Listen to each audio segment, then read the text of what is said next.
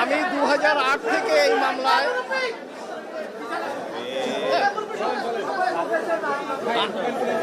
আমি 2008 থেকে এই মামলার পিছনে আছি। প্রথম যখন এই মামলা শুরু হলো সেখান থেকে আজ পর্যন্ত আমি এই গত 16 বছর এই মামলার ডিফেন্সে আমি আর্গুমেন্ট করেছি এবং শেষ পর্যায়ে এসে আমার সৌভাগ্য হয়েছিল সমস্ত আসামিদের জন্য আমি আর্গুমেন্ট করেছি।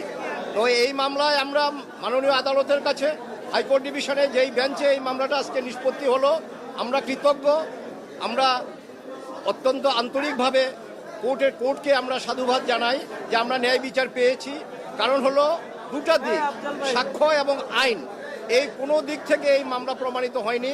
এবং মাননীয় আদালত আজকে তার রায়ে যেটা উল্লেখ করেছেন সেটা হলো যে এই মামলার যে কনফেশনাল স্টেটমেন্ট, এই কনফেশনাল স্টেটমেন্টের উপর ভিত্তি করে অন্য আসামিকে সাজা দেওয়া যায় না এবং একজনের কনফেশনাল স্টেটমেন্টের উপর ভিত্তি করে কখনো 120B of the penal code অর্থাৎ ক্রিমিনাল কনস্পিরেসি এটা প্রমাণ করা যায় না। সাক্ষ্য আইনের সেকশন 10 অনুযায়ী anything said done or written এটা ইন্ডিপেন্ডেন্ট হতে হবে এবং এই মুফতি হান্নানের প্রথম কনফেশনের উপর ভিত্তি করে প্রথম চার্জশিট, কাজে প্রথম চার্জশিট যাদের বিরুদ্ধে আনা হয়েছিল তাদের বিরুদ্ধেও আদালত ওই স্বীকারোক্তি ছাড়া আর কোনো এভিডেন্স পাননি। তারপরে দ্বিতীয় চার্জশিট যেখানে তারেক রহমান সাহেব সহ অন্যান্য যাদেরকে আনা হলো, লুৎফুজ্জামান বাবর, আরিফ কমিশনার, কাজী কায়কোবাদ এবং অন্যান্য যারা দ্বিতীয় চার্জশিটে, তাদের বেলায়ও দেখা গেছে যে ওই কনফেশনাল স্টেটমেন্ট ছাড়া আর কোনো এভিডেন্স নাই। এখন এই কনফেশনাল স্টেটমেন্ট প্রথম এবং দ্বিতীয় যেটা, এই দুটাই মুফতি হান্নান তার জীবদ্দশায় উনি এটাকে রিট্রাক্ট করে গেছেন।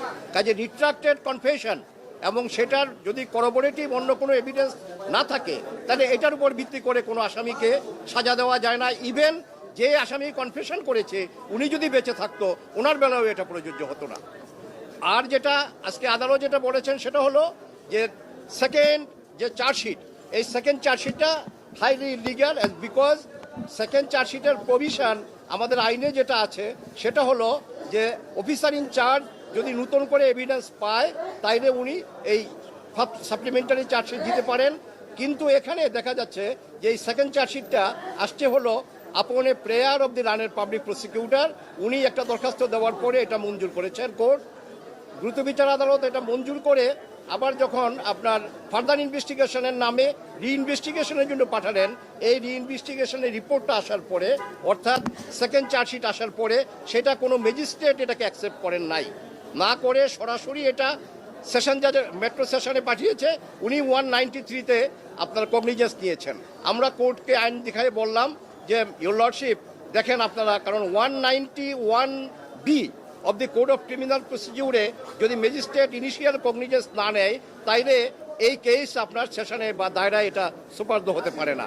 আজকে আদালত তার রায়ে স্পষ্ট এটা উল্লেখ করেছেন যে দ্বিতীয় চার্জশিটটা যদিও একটা চার্জশিট আসছে বাট এই চার্জশিটটা আমরা কগনিজেন্সে নিতে পারছি না এই জন্য কারণ এই মামলায় এই সেকেন্ড চার্জশিটের বেলা 191B এটা কমপ্লাই হয় নাই, যার ফলে মহানগর দায়রা জজ যেই কগনিজেন্সটা তারেক রহমান সাহেব এবং অন্যান্য দ্বিতীয় চার্জশিটে লুৎফুজ্জামান বাবর, আব্দুল সালাম পিন্টু যাদের বিরুদ্ধে আপনার এই যে দ্বিতীয় চার্জশিট নিলেন, বললেন যে না এটা হাইলি ইলিগ্যাল এবং it is not tenable in the eye of law. আর প্রথম চার্জশিটে আব্দুল সালাম পিন্টু সাহেব ছিলেন কিন্তু সেই চার্জশিটটাও অ্যাকসেপ্টেবল না, কারণ হলো যে ওই চার্জশিটে that is also on the basis of the confessional statement of Mufti Hannan which was retracted by him. এবং এটা ছাড়া সবচেয়ে বড় কথা হলো যে 225 জন সাক্ষী ইনভেস্টিগেটিং অফিসার বাদ দিয়ে অন্য যারা ম্যাজিস্ট্রেট বাদ দিয়ে একজনও বলে নাই যে আমি দেখলাম অমুকে আপনার এই গ্রেনেডটা মেরেছে, অথবা কারো স্বীকারোক্তিতে এই কথা নাই যে আমি নিজে এই গ্রেনেড মেরেছি অথবা এই গ্রেনেড মারতে আমি কাউকে দেখেছি। কাজে এখানে 302 কার বেলা হবে, সেখানে প্রকৃত খুনি কে সেটা নাই। কাজে আমি বলবো যে 2004-এ এই ঘটনাটা হয়েছে। একটা কথা আমি আইনের ছাত্র হিসাবে বলতে চাই যে অপরাধের গুরুত্ব বা এই নৃশংসতা যতটাই হোক না কেন, কিন্তু আসামিকে যদি একটা মামলায় আনতে হয় তার ইনভলভমেন্ট কি সেটা দেখতে হবে। কাজেই 21 আগস্টে এই ঘটনা হয়েছে, এই ঘটনাটা আমরা নিন্দা করি, কিন্তু এই মামলায় রাজনৈতিকভাবে এই মামলার ইনভেস্টিগেশন হয়ে যে অভিযোগপত্র আসলো, যেই ট্রায়াল আজকে 16 বছর 2008 সন থেকে আজকে 2024, এই 16 বছর যেই ট্রায়াল আমরা দেখলাম, যেহেতু আজকে শেষ রায় আমরা পেয়েছি এবং আশানুরূপ সমস্ত আসামিদেরকে মাননীয় আদালত খালাস করে দিয়েছেন, ইনক্লুডিং নন অ্যাপিলিং অ্যাকিউজড, অর্থাৎ তারেক রহমান সাহেব এবং যারা যারা কাজী কায়কোবাদ এবং অন্যান্য যারা আপিল করতে পারেননি তাদেরকেও এটা উনি খালাস দিয়েছেন। আমরা কোর্টের কাছে কৃতজ্ঞ। আমাদের আমাদের আমাদের মফস্বল কোর্টে একটা কথা আছে, নথি শুদ্ধ খালাস। তো আজকে আমার সবচেয়ে আনন্দ লাগছে আমার ডিফেন্স টিম সহ যে আমার 16 বছরের পরিশ্রম সার্থক হয়েছে, এই মামলা নথি শুদ্ধ খালাস হয়েছে, আলহামদুলিল্লাহ। জি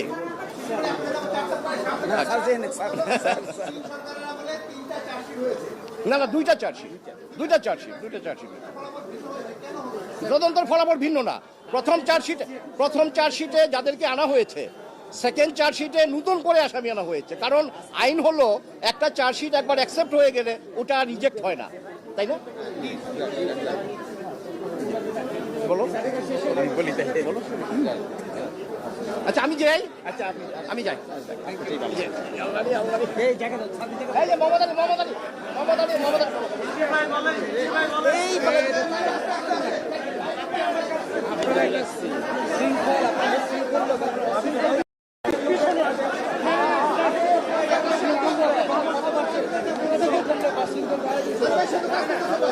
আমরা সকলেই তাদের প্রতি অত্যন্ত সহানুভূতিশীল, এটাই হতে হবে আইনের দৃষ্টিতে।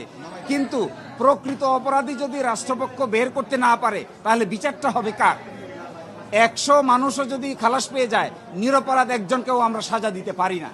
এই আইনের অধীনে যারা নিহত হয়েছেন, যারা পঙ্গু হয়েছেন, যারা জীবন হারিয়েছেন, গুলিবিদ্ধ হয়েছেন, সবার প্রতি we have very close sympathy and empathy to them. কিন্তু এই বলে বাবর সাহেব, এই বলে তারেক রহমান সাহেব, এই বলে মুজাহিদ সাহেব, এই বলে সালাম পিন্টু সাহেব, যাকে ইচ্ছা তাকেই আপনি সাজা দিতে পারবেন না। এটা ক্রিমিনাল জুরিসপ্রুডেন্সের কোনো নিয়মের মধ্যে পড়ে না। এই জন্যই যারা আহত হয়েছেন তাদের জন্য উচিত ছিল সুনির্দিষ্ট আসামি খুঁজে বাইর করা। সুনির্দিষ্ট আসামি না খুঁজে আমরা খুঁজেছি রাজনৈতিক প্রতিপক্ষ খুঁজতে গিয়ে সুনির্দিষ্ট আসামিরা তার সহযোগিতা নিয়ে ফাঁক তালে বেরিয়ে গেছে, আমরা তা খুঁজতেও যাইনি। এই জন্য এইভাবে টর্চার করে, ক্রিমিনাল জুরিসপ্রুডেন্সকে ব্যবহার করে যাকে ইচ্ছা তাকে সাজা দেওয়ার যে নীতি, এই নীতি কোনো সরকারের আমলে কারো জন্যই প্রযোজ্য হওয়া উচিত নয়। তাদের জন্য কি পথ থাকলো? তাদের পথটা কি থাকলো? জি, তারা যারা ভিকটিম হয়েছেন, যারা এই মামলায় হয়েছেন, তাদের জন্য প্রপার ইনভেস্টিগেশন হবে কিনা, that totally depends upon the state. রাষ্ট্র সেটা দেখবে। কিন্তু আমাদের কথা হলো, কাউকে আপনি পান না কে আসামি হবে। বিচারিক প্রক্রিয়ায় তার এই খালাসের বিরুদ্ধে যা ইচ্ছে তা করতে পারবে তারা, কিন্তু এটা ডিপেন্ডস করবে যারা এখানকার আসামি ছিলেন কিংবা যারা ইনফরমেন্ট ছিলেন তাদের পরবর্তী লিগ্যাল পদক্ষেপের উপরে। কিন্তু অ্যাজ অফ টুডে আপনি কাউকেই যদি আসামি খুঁজে না পান, প্রকৃত আসামি, এর অর্থ এটা না যাকে ইচ্ছে তাকেই আপনি সাজা দিয়ে দিবেন, এটা হবে না।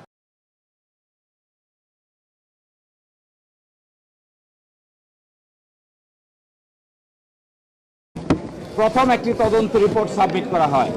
ওই তদন্ত রিপোর্টে 28 জনকে আসামি করা হয় এবং 61 জন সাক্ষী হয়ে যাওয়ার পরে আরেকটা তদন্ত করা হয়। এই তদন্তে এসে আরো 30 জনকে নতুন সাক্ষী করা হয়, আসামি করা হয়। দ্বিতীয় তদন্ত করা হয় মুফতি হান্নানের দ্বিতীয় কনফেশনের উপর ভিত্তি করে। আদালতের সামনে প্রথম প্রশ্ন, মুফতি হান্নান যে দ্বিতীয় কনফেশন দিয়েছেন, উপমহাদেশের ইতিহাসে 400 বছরের ফৌজদারি ইতিহাসে এই ধরনের কোনো দ্বিতীয় কনফেশন হয় কিনা, ফলে এর উপর কোনো সাজা হয়েছে কিনা। আমরা আদালতে দেখিয়েছিলাম যে এই ভারতীয় উপমহাদেশে বিগত 400 বছরের ফৌজদারি বিচার ব্যবস্থার ইতিহাসে দ্বিতীয় কনফেশনের উপর ভিত্তি করে এই ধরনের কোনো সাজা কাউকেই দেওয়া হয় নাই। এবং খুবই ইন্টারেস্টিং, 225 জন সাক্ষী নেওয়া হয়েছে। এই 225 জন সাক্ষীর ভিতরে যাদের কনফেশন আছে সকলকেই টিএফআই সেল, যাকে বলা হচ্ছে টাস্ক ফোর্স সেল, এই টাস্ক ফোর্স ইন্টেলিজেন্স সেলে 200 দিন, 220 দিন, 261 দিন পর্যন্ত রাখা হয়েছে আসামিদের। ফলে তাদের কনফেশনের আইনগত কোনো মূল্য নাই।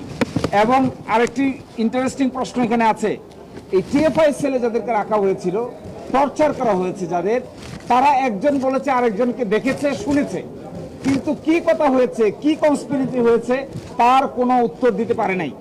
ইন্টারেস্টিং হলো বাবর সাহেব, আব্দুল সালাম পিন্টু সাহেব এবং যাদেরকে পরবর্তী চার্জশিটে আনা হয়েছে কায়কোবাদ সাহেব সহ, এই পরবর্তী চার্জশিটের মূল ভিত্তি ছিল রাজনৈতিক বিবেচনা। এই রাজনৈতিক বিবেচনায় তারা বিচার করেছে কাকে কাকে আসামি করলে পরে রাজনৈতিকভাবে দোষারোপ করা যাবে। প্রকৃত আসামি তারা খুঁজতে যায় নাই। আজকে আদালতের সামনে দুটো মূল প্রশ্ন দাঁড়িয়েছে যে মুফতি হান্নানের দ্বিতীয় কনফেশনের উপর ভিত্তি করে কোনো সাজা দেওয়া যাবে কিনা। আদালত বলেছেন নো, দ্বিতীয় কনফেশনের উপর ভিত্তি করে কাউকে কোনো সাজা দেওয়া যাবে না। প্রথমটা দাঁড়িয়েছে ফার্দার ইনভেস্টিগেশন যে হয়েছে, এই ফার্দার ইনভেস্টিগেশনের মামলার আমলে গ্রহণকারী আদালত কোনটা হবে? এই আমলে গ্রহণকারী আদালত হয়েছে ট্রায়াল কোর্ট। আইনে আছে আমলে গ্রহণ করবে হলো সব ম্যাজিস্ট্রেট আদালত। এখন দেখা গেছে আমলি আদালত আমলে না গ্রহণ করে যা বিচারিক আদালত আমলে গ্রহণ করেছে। হাইকোর্ট ডিভিশন বলেছেন এইটা বাংলাদেশের সকল সিদ্ধান্তের আলোকে অবৈধ হয়েছে এবং এই জন্য এই ট্রায়ালটাকে ইল্লিগ্যাল, অবৈধ ঘোষণা করেছেন। এবং সকল বিবেচনায় আমি যেটা বলতে চাই, অবশ্যই 21শে আগস্টে যা হয়েছে we all are sympathetic to that. 21শে আগস্টের ঘোষণার বিচার হোক, এভরিবডি ওয়ান্টস, কিন্তু যাকে ইচ্ছা তাকে আসামি করা যাবে না, এটা তার এক শিক্ষা। এভিডেন্স যদি না থাকে, রাজনৈতিক বিবেচনায় কারো ঘাড়ে দোষ চাপিয়ে যদি বিচার করা হয় তাহলে তার শেষ পরিণতি ভালো হয় না। এই ঘটনা থেকে এখান থেকে শিক্ষা নিতে হবে।